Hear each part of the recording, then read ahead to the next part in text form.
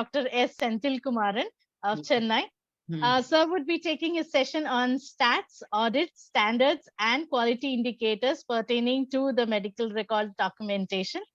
Sir is an MBBS and MD in biochemistry, MBBA in hospital administration, postgraduate diploma in medical law and ethics. He is the Chief Quality Officer, Senior Consultant Biochemist at the Madras Medical Mission Hospital, Chennai, with more than 23 years of experience in the medical field. And he loves to work with people and grow in a very symbiotic way. Sir holds experience of working with corporate government bodies and educational institutes with his roots from Jipmer, Puducherry. A certified NABH, NABL assessor, he has audited hospitals across the country, which also shapes his interactive skills in a very conducive way. So welcome you, sir, and over to you for the next session. Good afternoon. Thank you very much for the nice introduction. It's very impressive and proud and privileged to join the CAHO Continuous Quality Education Series on clinical documentation and medical legal implications. So the topic which we are going to discuss today is about stats, audit standards, and quality indicators. So these are quite essential for a quality manager and also for the functionaries of the hospital in case of hospital management. So these data will improvise the day-to-day activities of the hospital. So let us look after into the audits. So when we think about the audits, basically there are three types of the audits which we have to conduct on the hospital. One is the active or the open case sheet audit, followed by passive or the closed case sheet audit, and the clinical audit. So the NABH requires all the audits, and there is no need for ethical clearance for all these audits. And the number of the sample size required for the active or open case sheet audits is 25% of the total case sheets in a month.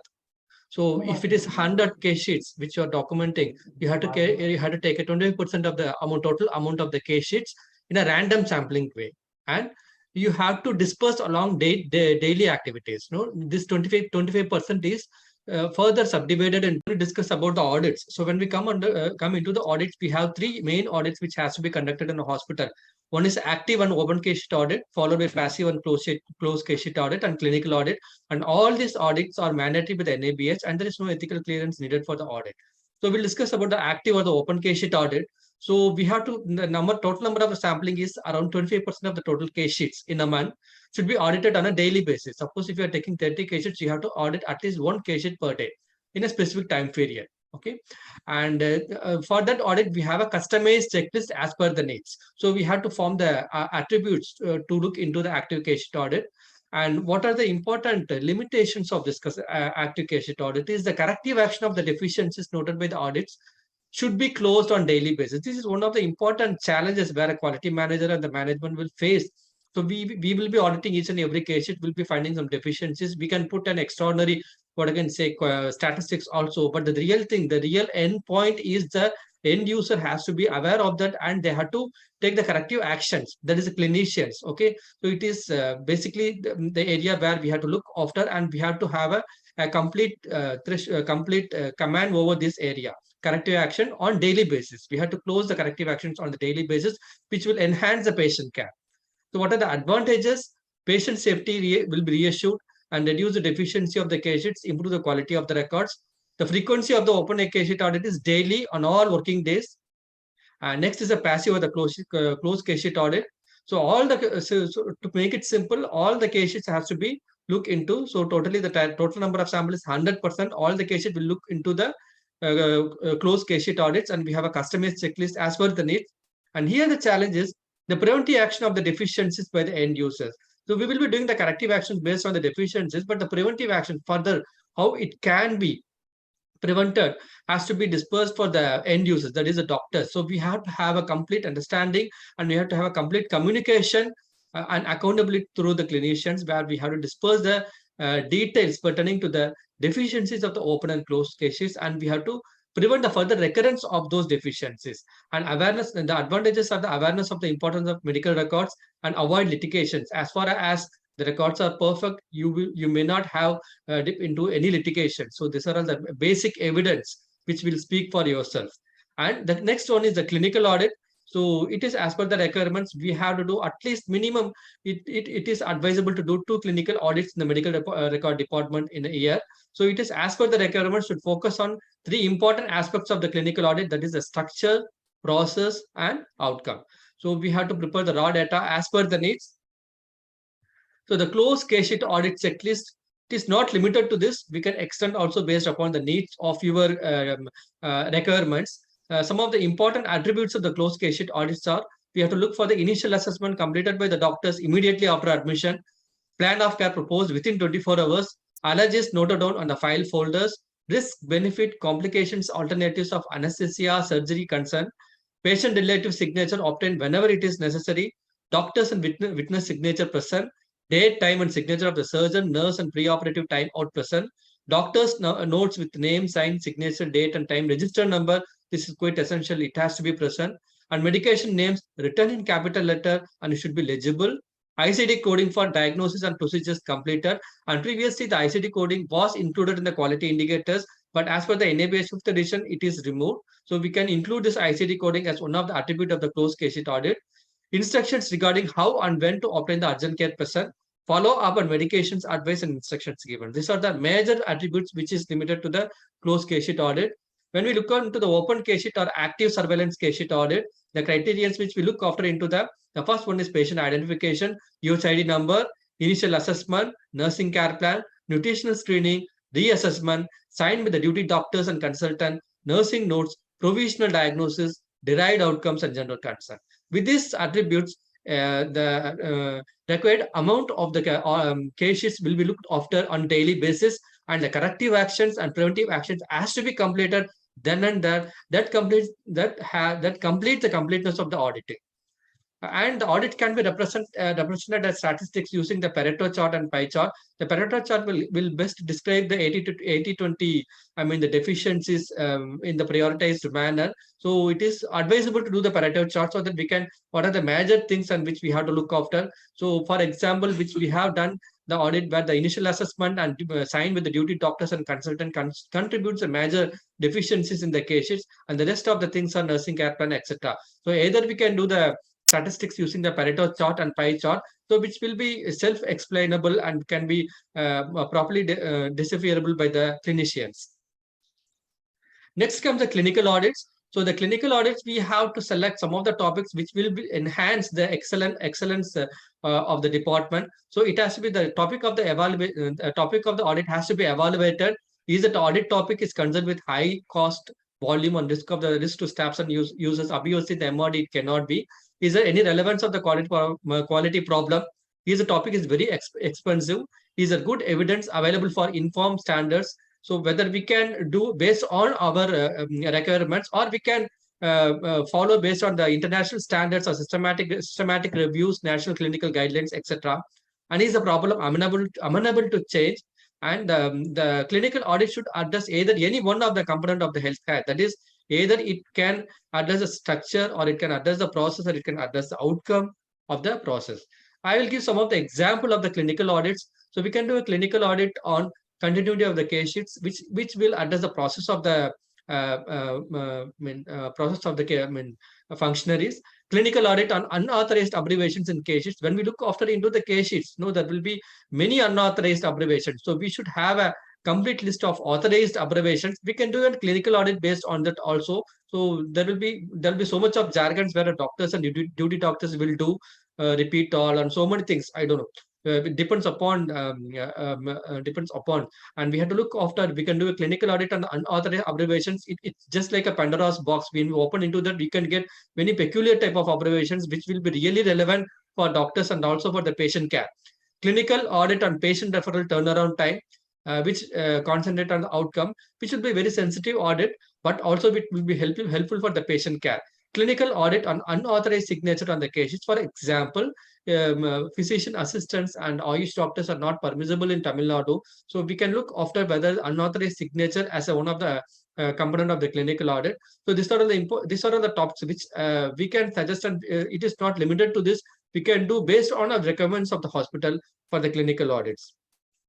And next is the quality indicators. So based on the NABH 5th edition, we have some of the few quality indicators. The general format of the quality indicator should be like this. Name of the quality indicator, you should have the numerator, denominator, formula, unit, the frequency of monitoring, benchmark. So if you have a benchmark, you can quote or you can underline the benchmark, a standard benchmark, or you can form your own benchmark of your own also. Say it could be around more than 90% or 80%. Corrective actions and preventive actions. Root cause analysis, right? The first quality indicator is the percentage of the surgeries where the organization's procedure to prevent adverse events like wrong site, wrong patient, and wrong surgery have been adhered to. So the number of surgeries where the procedures was followed, and the denominator will be number of surgeries performed. So it can be based on the WHO surgical safety checklist and documented registries. So it should be 100%. The benchmark should be 100%, and frequency of the quality indicators documentation is every month. And it can be included as an attribute in the open audit also, as a process enhancement, and unit is percentage. Next one is the percentage of medical records having incomplete consent or improper consent. The number of medical records having the incomplete or improper consent is the numerator, and the denominator is the number of discharges and death. You have to thoroughly look through and through the consent form, and this is very important legal document. So we have to take utmost care for looking after into the consent form. So 100% should be the benchmark. There should not be less than 50% or 70%. All the consent forms should be complete and every month. So it can be included as a attribute in the open audit also. We can think about the digitalization of the consent form also. The unit is percentage. So as you all know about the standards, NABH 5th edition. So the NABH recommends core commitment, achievement, and excellence. But for as far as the medical record is concerned, as a quality indicator, I opine that all the components are equally important. So we cannot segregate like core commitment or something for the medical record, because this is a very sensitive matter. So I practically consider this all the core commitment, achievement, and excellence components is quite essential for completeness of the medical record. So the IMS 3, the patient cared by the organization have a complete and accurate medical record. The objective elements are the unique identifier is assigned to the medical record. The contents of the medical records are identified and documented. The medical record provides a complete update and chronological account of the patient care. So the review of the record should be on the dailies and also in the holidays. We can do an audit on this also. Authorized staff make the entry in the medical record. I already said that about the physician assistant or doctors. Entry in the medical record is signed, dated, and time. The author of the entry can be identified. The medical record has only authorized abbreviations. So this falls under IMS 3. And IMS 4, the medical records reflects the continuity of the care. The medical record contains information regarding reasons for admission, diagnosis, and care plan. The medical record contains the details of assessment, reassessment, and consultation. The medical record contains the results of investigations and details of the care provided. Operative and other procedures performed are incorporated in the medical record. When a patient is in transfer to other organization, the medical record contains the detail of the transfer. The medical record contains a copy of the discharge summary, and the discharge summary should be bilingual, one in the national language, another should be in the vernacular language. In case of death, the medical records contains a copy of the cause of the death report. Care providers have access to current and past record.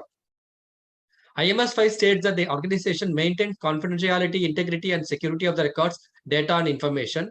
The organization maintains the confidentiality of the records, data, information. The organization maintains the integrity of the records. This has been adequately addressed in the previous session. The organization maintains the security of the records, data, and information. The organization uses developments in appropriate technology for improving the integrity and security.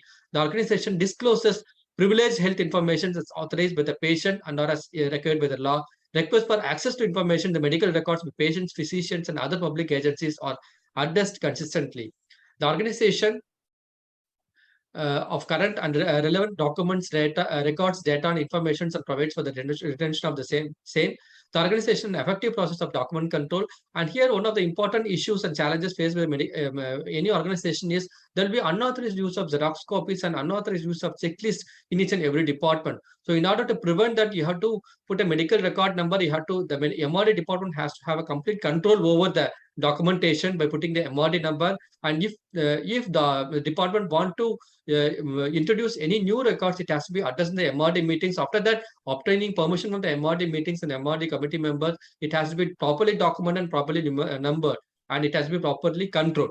The organization retains patient clinical records, data, and information according to its requirements. The retention process provides expected confidentiality and security.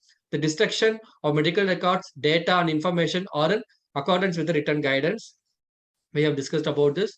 The IMS 7 states that organization carries out a review of medical records, which we have seen in the clinical audits. The medical records are reviewed periodically, which I can say every day. The review uses a representative sample based on the statistical principles. The review is conducted by identified individuals. The review of the records is based on identified parameters, that is, attributes which we have gone through the summarized parameters. The review process includes records of both active and discharged patients. The review points out and documents any deficiencies in the records. Appropriate corrective action and preventive measures are taken. And this is very important. And this gives a complete sense of the audit, a complete sense of the IMS 7.